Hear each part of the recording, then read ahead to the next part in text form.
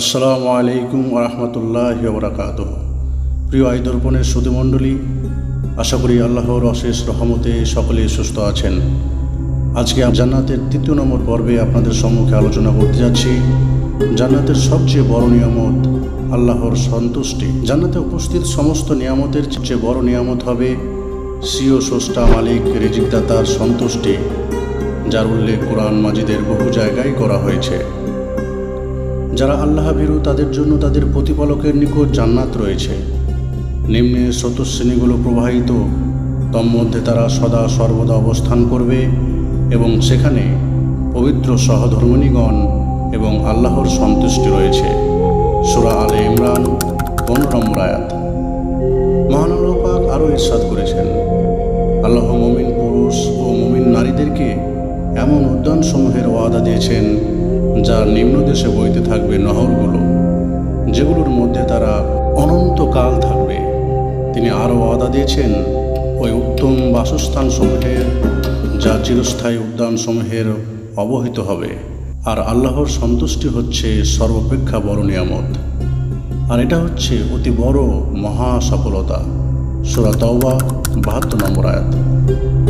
সূরা তাওবার আয়াতে আল্লাহ নিজেই সুস্পষ্ট করেছেন যে জান্নাতের সমস্ত নিয়ামতসমূহের মধ্যে আল্লাহর সন্তুষ্টি হচ্ছে সবচেয়ে বড় নিয়ামত। উল্লেখিত আয়াতে তাফসীরে রাসূল সাল্লাল্লাহু আলাইহি সাল্লাম বলেছেন, আল্লাহ জান্নাতীদেরকে লক্ষ্য করে বলবেন, হে জান্নাতীরা। জান্নাতীরা বলবে, হে আমাদের রব, আপনার নিকট আমরা উপস্থিত আছি, আর আপনার অনুসরণের মধ্যে রয়েছে সার্বিক কল্যাণ। আল্লাহ আবার বলবেন, এখন কি তোমরা সন্তুষ্ট হয়েছ? জান্নাতী বলবে, হে আমাদের রব, আমরা কেন সন্তুষ্ট হব না? তুমি আমাদেরকে এমন এমন নিয়ামত দান করেছ যা তোমার সৃষ্টি জীবের মধ্যে কাউকে দাওনি। আল্লাহ বলবেন, আমি কি তোমাদেরকে ওই নিয়ামত দিব না যা ওই সমস্ত নিয়ামত থেকে উত্তম? আল্লাহ বলবে, আমি তোমাদেরকে আমার সন্তুষ্টির মাধ্যমে সম্মানিত করব। আজ থেকে আর কখনো আমি তোমাদের প্রতি অসন্তুষ্ট হব না।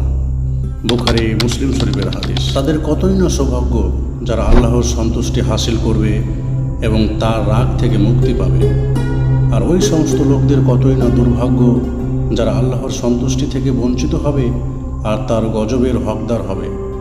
মহান আল্লাহ পাক মুসলমানদেরকে দুনিয়া ও আখিরাতে তার অনুগ্রহের মাধ্যমে স্বীয় সন্তুষ্টির মাধ্যমে সম্মানিত করুন, আমিন, এবং তার অসন্তুষ্টি থেকে মুক্তি দান করুন, আমিন।